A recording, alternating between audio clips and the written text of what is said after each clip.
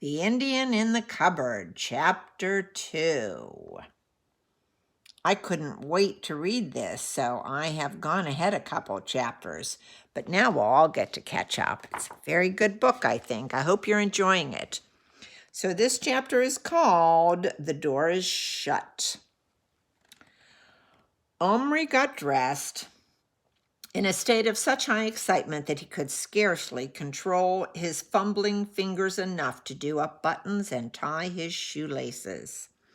He'd thought he was excited yesterday on his birthday, but it was nothing compared to how he felt now. He was dying to open the cupboard door and have another look, but the landing outside his bedroom door was like a railway station at this hour of the morning. Parents and brothers passing continually, and if he were to close his door for a moment's privacy, somebody would be sure to burst in. He'd nip up after breakfast and have a quick look when he was supposed to be cleaning his teeth. However, it didn't work out. There was a stupid row at the breakfast table because Adil took the last of the Rice Krispies, and although there were plenty of cornflakes, not to mention sugar puffs, the other two fairly set upon Adele and made such an awful fuss that their mother lost her temper, and the end of it was nobody got to clean their teeth at all. They were all bundled out of the house at the last minute. Omri even forgot to take his swimming things, although it was Thursday, the day his class went to the pool. He was an excellent swimmer, and he was so annoyed when he remembered, halfway to school, too late to go back, that he turned on Adele and shouted, "You made me forget my swimming stuff," and bashed him. That naturally led to them all being late for school, and furthermore, arriving in a very grubby condition. All this actually pushed the Indian right out of Omri's mind, but the minute he set eyes on Patrick, he remembered, and not for one single second for the rest of the day was that Indian out of Omri's thoughts. You may imagine the temptation to tell Patrick what had happened. Several times Omri very nearly did tell him, and he couldn't help dropping a number of tantalizing hints. "Your present was the best thing I got." Patrick looked rather astonished. "I thought you got a skateboard." "Yes, but I like yours better." "Better than a skateboard? Are you kidding me?" "Yours turned out to be more exciting." Patrick just stared at him. "Are you being sarcastic?" "No." Later, after they had the spelling test and Omri had been marked 3 right out of 10, Patrick joked, "I'll bet the plastic Indian could have done better." Unwarily, Omri replied, "Oh, I don't think he can write English. He can only just speak." Uh-oh, is he gonna let too much out of the bag? Let the cat out of the bag, as it were. He stopped himself quickly, but Patrick was giving him a very odd look. "What?" "Nothing." "No, what did you say about him speaking?" Omri wrestled with himself. He wanted to keep his secret. In any case, Patrick wouldn't believe him. Yet the need to talk about it was very strong. "He can speak, he said slowly at last. "Beard," said Patrick, which was their school slang for, "I don't believe you." Instead of insisting, Omri said nothing more, and that led Patrick to ask, "Why did you say that? About him speaking?" "He does. Itchy beard," which of course means the same thing, only more so. Omri refused to get involved in an argument. He was somehow scared that if he talked about the Indian, something bad would happen. In fact, as the day went on and he longed more and more to get home, he began to feel certain that the whole incredible happening, well, not that it hadn't happened, but that something would go wrong. All his thoughts, all his dreams were centered on the miraculous, endless possibilities opened up by a real live miniature Indian of his very own. It would be too terrible if the whole thing turned out to be some sort of mistake. After school, Patrick wanted him to stay on the school grounds and skateboard. For weeks, Omri had longed to do this, but he had never had his own skateboard till now. So it was quite beyond Patrick's understanding when Omri said, "I can't. I have to get home. Anyway, I didn't bring it." "Why not? Are you crazy? What do you have to get home to anyway?" "I want to play with the Indian." Patrick's eyes narrowed in disbelief. "Can I come?" Omri hesitated. But no, it wouldn't do. He must get to know the Indian himself before he even thought of introducing him to anyone else, even Patrick. Besides, the most awful thought had come to Omri during the last lesson, which had made it almost impossible for him to sit still. If the Indian were real and not just, well, moving plastic as Pinocchio had been moving wood, then he would need food and other things, and Omri had left him shut up in the dark all day with nothing. Perhaps, what if there were not enough air for him in that cupboard? The door fitted very tight. How much air would a very small creature need? What if the Indian were... What if he died shut up there? What if Omri had killed him? At the very best, the Indian must have passed a horrible day in that dark prison. Omri was appalled at the thought of it. Why had he allowed himself to be drawn into that silly row at breakfast instead of slipping away and making sure the Indian was all right? The mere thought that he might be dead was frightening. Omri sick. He ran all the way home, burst through the back door, and raced up the stairs without even saying hello to his mother. He shut the door of his bedroom and fell on his knees beside the bedside table. With a hand that shook, he turned the key in the lock and opened the cupboard door. The Indian lay there on the floor of the cupboard, stiff and stark. Too stiff. That was not a dead body. Omri picked it up. It was an it, not a he anymore. The Indian was made of plastic again. Omri knelt there appalled, too appalled to move. He had killed his Indian, or done something awful to him. At the same time, he had killed his dream, all the wonderful, exciting, secret games that had filled his imagination all day. But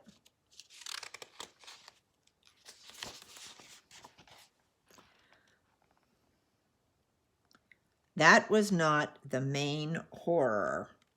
His Indian had been real, not a mere toy, but a person. And now, here he lay in Omri's hand, cold, stiff, lifeless. Somehow through Omri's own fault. How had it happened? It never occurred to Omri now that he had imagined the whole incredible episode this morning. The Indian was in a completely different position from the one he had been in when Patrick gave him to Omri. Then he had been standing on one leg as if doing a war dance, knees bent, with one fist, with the knife in it, in the air. Now he lay flat, legs apart, arms at his sides. His eyes were closed. The knife was no longer a part of him. It lay separately on the floor of the cupboard. Omri picked it up. The easiest way to do this, he found, was to wet his finger and press it down on the tiny knife, which stuck to it. It, too, was plastic and could no more have pierced human skin than a twist of paper. Yet it had pierced Omri's finger this morning. The little mark was still there. But this morning it had been a real knife. Omri stroked the Indian with his finger. stroked. There was a painful thickness in the back of his throat, the pain of sadness, disappointment, and a strange sort of guilt burned inside him as if he had swallowed a very hot potato that wouldn't cool down. He let the tears come and just knelt there and cried for about 10 minutes. Then he put the Indian back in the cupboard and locked the door because he couldn't bear to look at him any longer. That night at supper, he couldn't eat anything and he couldn't talk. His father touched Omri's face and said it felt very hot. His mother took him upstairs and put him to bed, and oddly enough, he didn't object. He didn't know if he was ill or not, but he felt so bad he was quite glad to be made a fuss of. Not that that improved the basic situation, but it was some comfort. "What is it, Omri? Tell me," coaxed his mother. She stroked his hair and looked at him tenderly and questioningly, and he nearly told her everything. But then he suddenly rolled over on his face. "Nothing, really." She sighed, kissed him, or rather the back of him, and left the room, closing the door softly after her. As soon as she had gone, he heard something, a scratching, a muttering, a definitely alive sound coming from the cupboard. Omri snapped his bedside light on and stared wide-eyed at his own face in the mirror of the cupboard door. He stared at the key with its twisted ribbon. He listened to the sounds, now unmistakable. He tremblingly turned the key, and there was the Indian, on the shelf this time, almost exactly level with Omri's face. Alive again!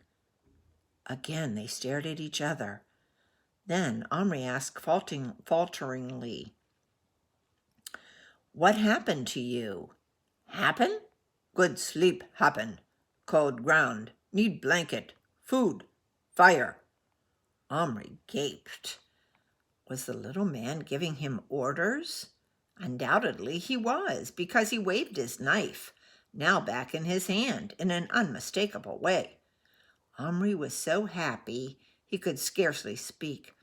"Okay, you stay there. I'll get food. Don't worry," he gasped as he scrambled out of bed. He hurried downstairs, excited but thoughtful. What could it all mean? That the moment the cupboard door closed, the Indian went to sleep? It was puzzling, but he didn't bother worrying about it too much. His main concern was to get downstairs without his parents hearing him, get to the kitchen, find some food that would suit the Indian, and bring it back without anyone asking questions. Fortunately, his parents were in the living room watching television, so he was able to tiptoe to the kitchen along the dark passage. Once there, he dared not turn on a light, but there was the refrigerator light, and that was enough. He surveyed the inside of the refrigerator. What did Indians eat? Meat, chiefly, he supposed. Deer meat, rabbits, the sort of animals they could shoot on their land. Needless to say, there was nothing of that sort. Biscuits, jam, peanut butter, that sort of thing was no problem, but somehow Omri felt sure these were not Indian foods. Suddenly, his searching eyes fell on an open tin of sweet corn. He found a paper plate in the drawer where the picnic stuff lived and took a good teaspoonful of corn. Then he broke off a crusty corner of bread. Then he thought of some cheese. And what about a drink? Milk? Surely Indian braves did not drink milk. They usually drank something called fire water in films, which was presumably a hot drink, and Omri dared not heat anything. Ordinary fire water would have to do unless... What about some Coke? That was an American drink.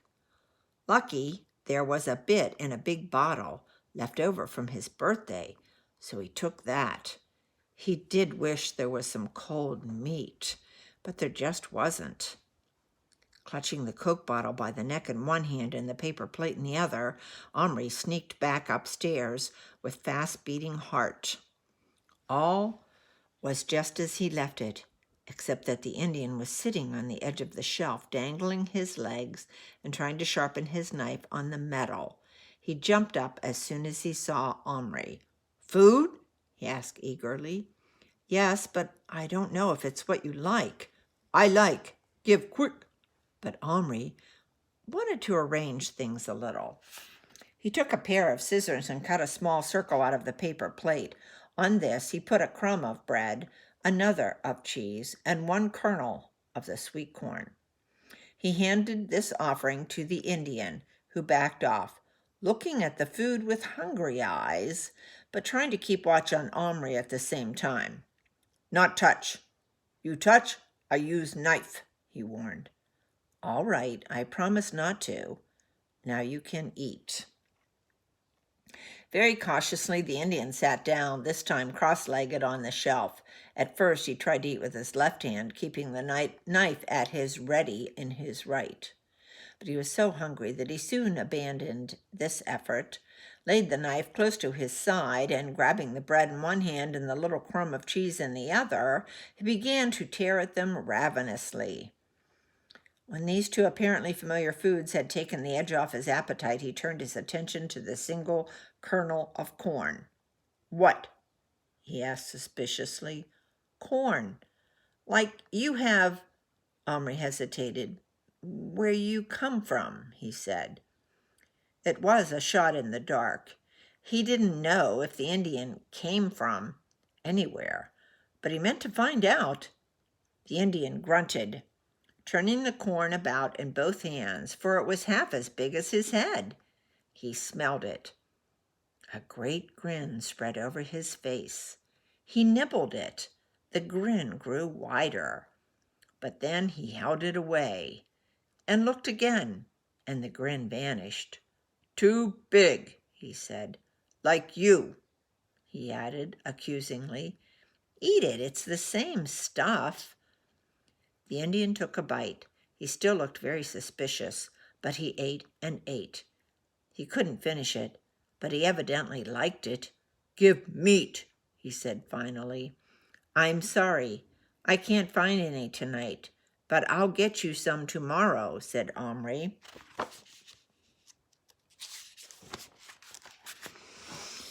After another grunt, the Indian said, "Drink." Omri had been waiting for this. From the box where he kept his Action Man things, he had brought a plastic mug. It was much too big for the Indian, but it was the best he could do. Into it, with extreme care, he now poured a minute amount of Coke from the huge bottle. He handed it to the Indian, who had to hold it with both hands and still almost dropped it. "What?" he barked after smelling it. "Coca-Cola," said Omri, enthusiastically pouring some for himself into a cup. "Firewater?" "No, it's cold, but you'll like it." The Indian sipped, swallowed, gulped again, grinned. "Good." "Good?" asked Omri. "Good," said the Indian.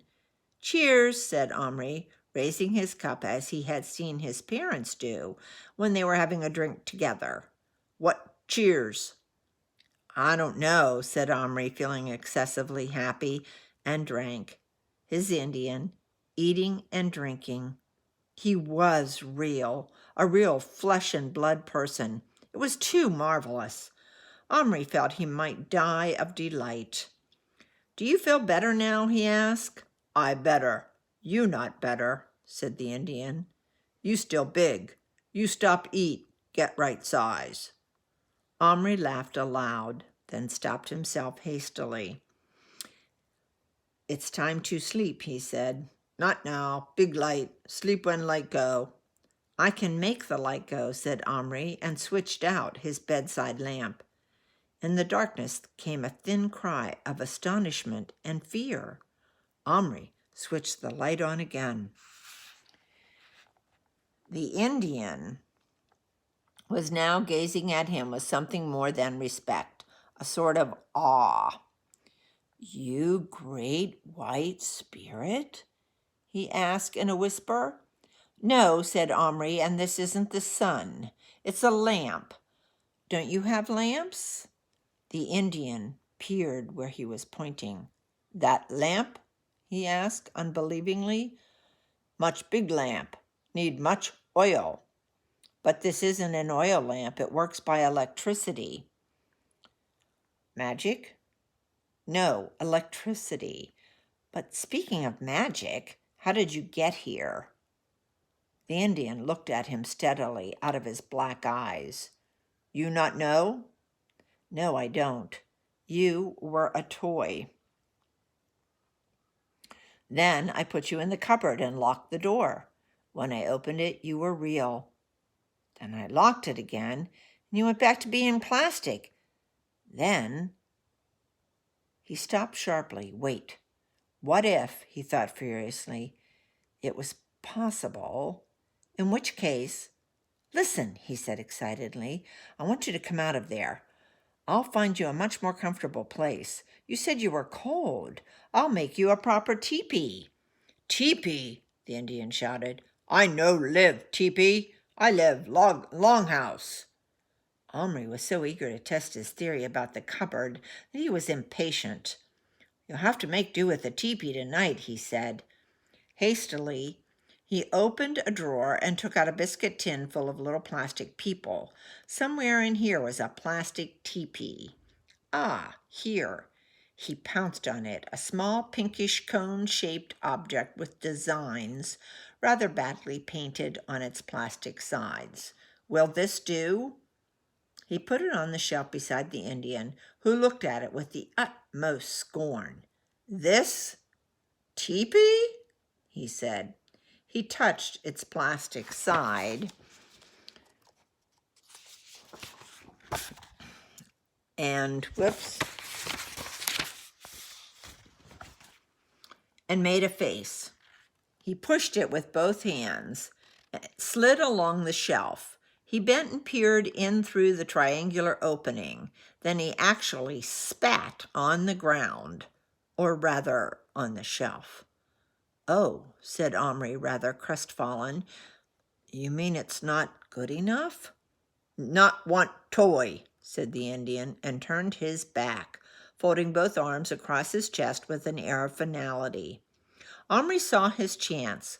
With one quick movement, he picked up the Indian by the waist between his thumb and forefinger.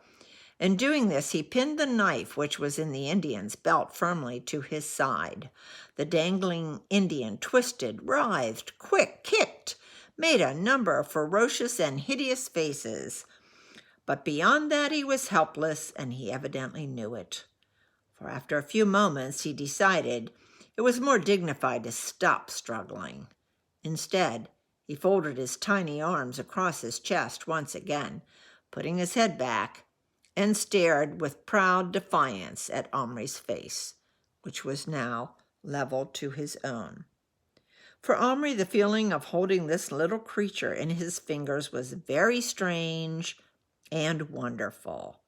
If he had had any doubts that the Indian was truly alive, then the sensation he had now would have put them to rest. His body was heavier now, warm and firm and full of life. Through Omri's thumb on the Indian's left side, he could feel his heart beating wildly, like a bird's. Although the Indian felt strong, Omri could sense how fragile he was, how easily an extra squeeze could injure him. He would have liked to feel him all over, his tiny arms and legs, his hair, his ears, almost too small to see. Yet when he saw how the Indian, who was altogether in his power, faced him boldly and hid his fear, he lost all desire to handle him. He felt it was cruel and insulting to the Indian, who was no longer his plaything, but a person who had to be respected. Omri put him down gently on the chest of drawers where the cupboard stood. Then he crouched down till his face was again level with the Indian's. "Sorry I did that," he said. The Indian, breathing heavily and with his arms still folded, said nothing, but stared haughtily at him as if nothing he did could affect him in any way. "What's your name?" asked Omri. "Little Bear," said the Indian, pointing proudly to himself. "Iroquois brave, son of chief." "You, son of chief?" he shot at Omri fiercely. "No," said Omri humbly. "Humph," snorted Little Bear with a superior look. "Name?" Omri told him. "Now we must find you another place to sleep outside the cupboard. Surely you sleep in teepees sometimes." "Never," said Little Bear firmly. "I've never heard of an Indian who didn't," said Omri with equal firmness. "You'll have to tonight anyway." "Not toy," said Indian. "This no good. And fire. I want fire." "I can't light a real fire in here, but I'll make you a teepee. It won't be very good, but I promise you a better one tomorrow." He looked around. It was good, he thought, that he never put anything away. Now everything he needed was strewn about the floor and on tables and shelves ready to hand.